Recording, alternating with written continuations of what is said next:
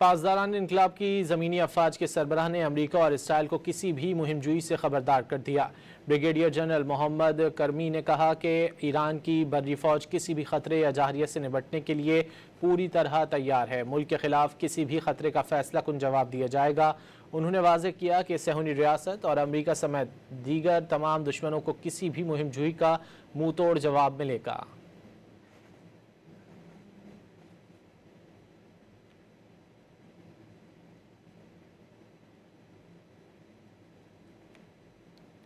पासदारान इनकलाब की ज़मीनी अफवाज के सरबराह ने अमरीका और इसराइल को किसी भी मुहिमजोई से खबरदार कर दिया है। ब्रिगेडियर जनरल मोहम्मद करमी ने कहा कि ईरान की बर्री फौज किसी भी खतरे या जाहरियत से निपटने के लिए पूरी तरह तैयार है। मुल्क के खिलाफ किसी भी खतरे का फैसला कुन जवाब दिया जाएगा। उन्होंने वाज़ेह किया कि सहूनी रियासत और अमरीका समेत दीगर तमाम दुश्मनों को किसी भी मुहिमजोई का मुँह तोड़ जवाब मिलेगा।